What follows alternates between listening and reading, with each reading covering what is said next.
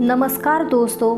अक्सर परिवार में अशांति का कारण हम स्वयं ही होते हैं। हम इस बात को देख पाए भले ना देख पाए, पर ये असल में सत्य है, क्योंकि जाने अनजाने में मूर्खतावश हम खुद ही अपनी वह बातें दूसरों को बता देते हैं जो हमें कभी नहीं बतानी चाहिए। और वही बात जो जाने अनजाने में हमने किसी दूसरे के सामने बता दी थी, वही हमारे दुख का कारण बन जाता है, वही हमारे झगड़े का कारण बन जाता है। और फिर बाद में हमें पछतावा होता है कि मुझे यह बात किसी को बतानी नहीं चाहिए थी, मेरी ही गलती हुई कि मैंने जाने अनजाने में ये बात सभी को बताई।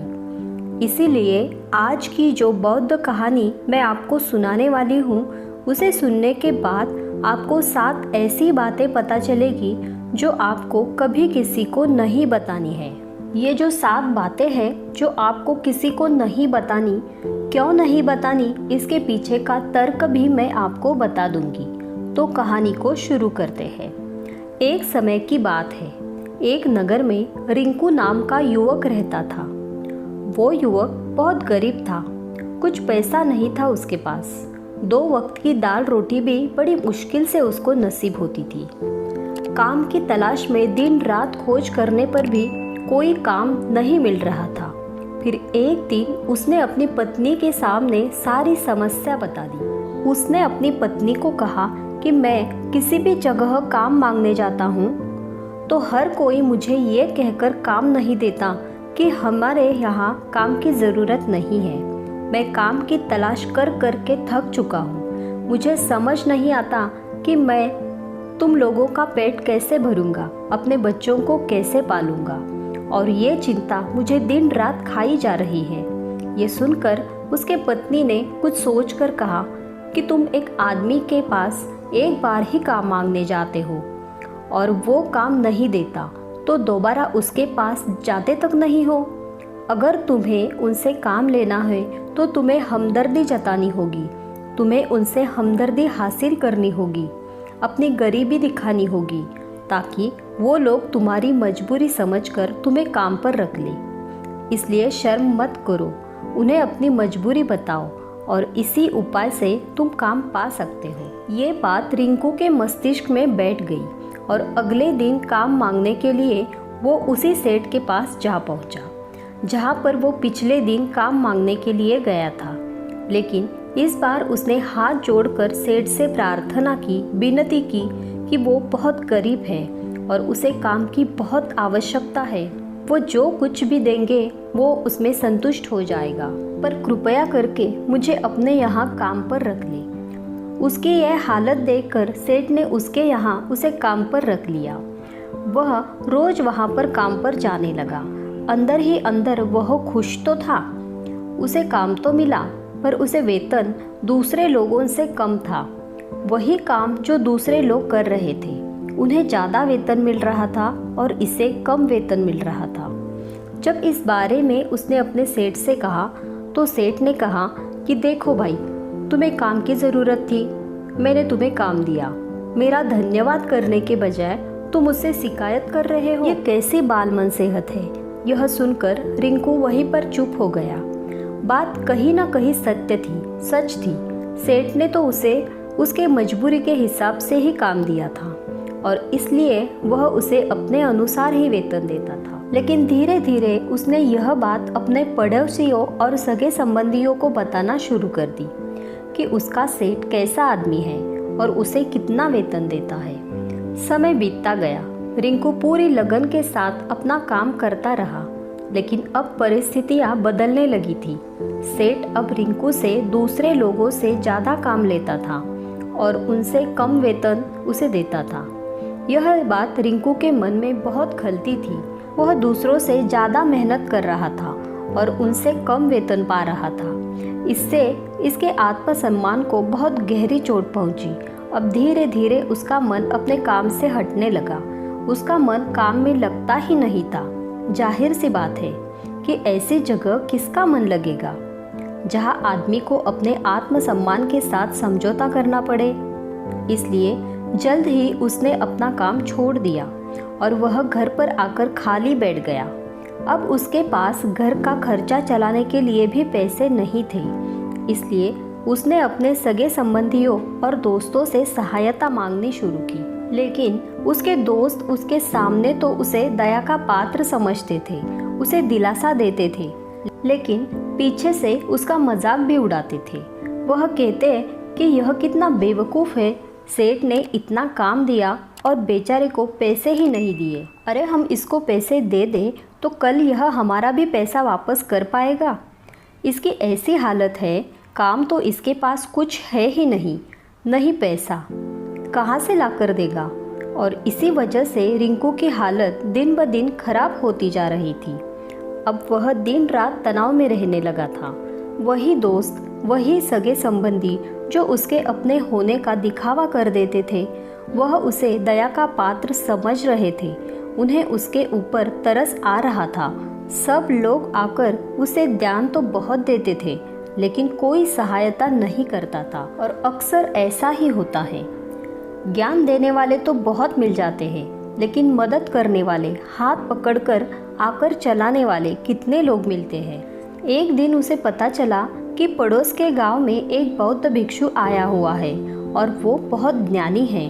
रिंकू इतना तनाव में था कि उसे कोई रास्ता ही नहीं नजर आ रहा था, इसलिए जाने अनजाने वह उस बौद्ध भिक्षु के पास पहुंच जाता है। वहां पहुंचकर वो सीधे उनके पैरों में गिरकर रोने लगता है और वह रोते रोते उन्हें अपनी सारी परिस्थिति बताता है।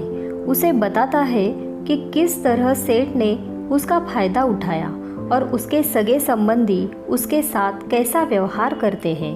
सारी बातें सुनकर बौद्ध भिक्षु ने उसे चुप कराते हुए कहा कि भंते, यह सारी समस्याएं तुम्हारी बुद्धिहीनता, तुम्हारी मूर्खता के कारण उत्पन्न हुई है। अगर तुम्हारे अंदर विवेक होता तो इनमें से एक भी समस्या तुम्हारे चित्त को दुखी नहीं कर सकती थी, लेकिन तुमने अपने अव्यय के कारण, अपने मूर्खता के कारण अपने रास्ते में कांटे बिछा दिए। आज मैं तुम्हें यह 7 बातें बताने जा रहा हूँ जो भूल कर भी किसी को मत बताना, और इन बातों का अनुसरण करते हुए तुम बाहर से मिलने वाले दुखों को तो दूर कर ही सकते हो, जो बेवजह दुनिया की वजह से तुम्हारे अंदर पनपते हैं। पहली बात जो किसी को नहीं बतानी चाहिए वह है अपनी मजबूरी। अपनी मजबूरी का दिखावा करके दूसरों का दया पात्र बनकर उनकी सहायता लेने की गलती कभी मत करना। हो सकता है कि आज वो तुम्हारी मजबूरी देखकर तुम्हारी सहायता करते, लेकिन कल वो तुम्हारी फायदा उठाने से भी कभी नहीं चूकेगा, और अगर फायदा भी नहीं उठाया तो दूसरों के सामने तुम्हारा मजाक बनाने में वह आदमी कभी नहीं चूकेगा। इसलिए कभी भी अपने मजबूरी का दिखावा मत करो। अगर घर में 2 रोटी है, सूखी रोटी है, तो वही खाकर सो जाओ, लेकिन दूसरों को इसके बारे में भनक तक नहीं लगनी चाहिए। ज़रा खुद सोचो, मजबूरी बताने का क्या प्रयोजन होता है एक इंसान का? या तो वह दूसरों से सहानुभूति हासिल करना चाहता है या उनसे कोई आर्थिक मदद चाहता है। लेकिन अगर दोनों ही परिस्थितियां आप देखें तो दूसरा आदमी आपका फ़ायदा उठाने से नहीं चूकेगा, और अगर वह फ़ायदा नहीं भी उठाएगा तो अपनी नज़र में वह आपको मूर्ख ही समझेगा, बेवकूफ़ समझेगा, और दूसरों के सामने आपका मजाक तो ज़रूर बनाएगा।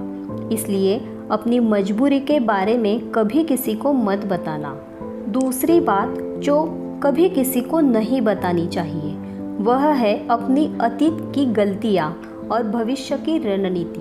ज़रा सोचो, अगर हम अपने अतीत की गलतियाँ किसी दूसरे को बताते हैं तो उसका क्या प्रभाव होगा? वो गलतियाँ ठीक तो नहीं की जा सकती, जाहिर है, तो उन्हें बताने का क्या प्रयोजन रह जाता है? आप अपने अंधेरे पक्ष को खुद दुनिया के सामने बता रहे हो, खुद अपनी गलतियां दूसरों के सामने बता रहे हो। इससे उस आदमी की नज़र में आपका एक चरित्र घटित हो जाएगा। वह भविष्य में हमेशा आपको उसी नज़रिए से देखेगा। इसलिए किसी भी आदमी के नज़र में अपना चरित्र घटित मत होने दो। और ज़रा सोचो कि आप व्यर्थ में ही अपने भविष्य की रणनीतियाँ दूसरों के सामने बता रहे हो। जो लोग आपके काम का हिस्सा ही नहीं हैं, उनके सामने अपनी भविष्य की रणनीतियाँ अपने डांगे हाँकने का क्या फायदा।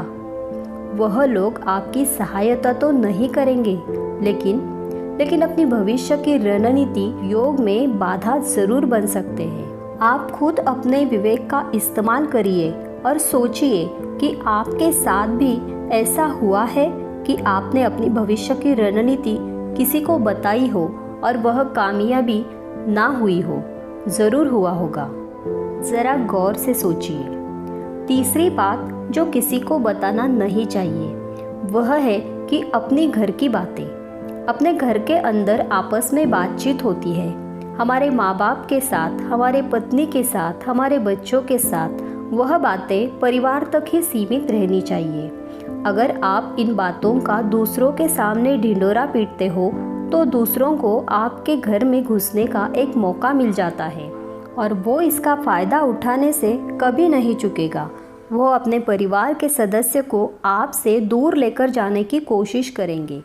अक्सर ऐसा ही होता है कि हम समाज में देखते हैं कि हम अपने घर के झगड़ों को कम करने के लिए झगड़ों को अपने पड़ोसियों और सगे संबंधियों को बता देते हैं, लेकिन इससे आपको सहायता कभी नहीं मिली होगी, बल्कि आपके घर की लड़ाई झगड़ा और ज़्यादा बढ़ गए होंगे और वह जाहिर है वह बढ़ेंगे। अगर आप अपने माँ बाप की बात दूसरों को बताएंगे तो आपके माँ बाप को बुरा लगेगा ही कि हमारा बेटा हमसे बताए बगैर दूसरों को यह बातें बता रहा है। इसलिए अपने घर की बातें और अपने घर की लड़ाई झगड़ा किसी के सामने मत बताना। अगली बात जो मैं आपको बताने जा रही हूँ, जो किसी को नहीं बतानी चाहिए, वह सुनने पर अजीब लग सकती है, लेकिन उसका सत्य भी मैं आपको एक तर्क के माध्यम से दूंगी। अपनी आमदनी किसी को मत बताना। अब अपनी आमदनी ना बताने के पीछे क्या प्रयोजन हो सकता है। ज़रा सोचिए कि आप अपनी आमदनी अपने दोस्तों को बता देते हैं तो जब आपके दोस्तों को ज़रूरत पड़ेगी तो वह सिर्फ आपको ही याद करेंगे, क्योंकि उनको पता है कि अगर आपकी आमदनी ज़्यादा अच्छी है तो आप ही उनकी मदद कर सकते हैं और इसलिए ज़्यादा लोग आपकी सहायता मांगेंगे।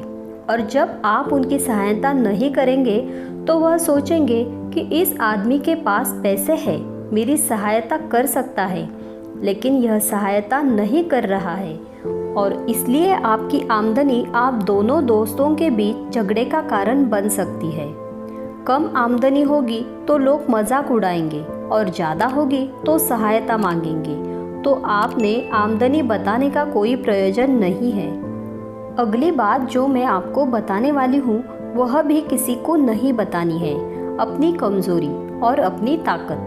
अक्सर इंसान को पता नहीं होता कि उनकी कमज़ोरी और उसकी ताकत क्या है, लेकिन अगर आपको अपनी कमज़ोरी और अपनी ताकत पता है तो पहली बात तो आप बहुत बुद्धिमान आदमी हैं और दूसरी बात कि आपको यह बातें किसी से साझा नहीं करनी है, क्योंकि अगर आपकी कमज़ोरियाँ दूसरों को पता चल गई तो वह अपनी कमज़ोरियों का फ़ायदा उठाएंगे और अगर आपकी ताकत पता चल गई तो वही ताकत आपकी कमज़ोरी बन जाएगी। अपनी कमज़ोरी और अपनी ताकत अपनी पत्नी या अपने पति को भी नहीं बतानी चाहिए, क्योंकि इसके बाद आपको घर में हमेशा दबके रहना पड़ेगा।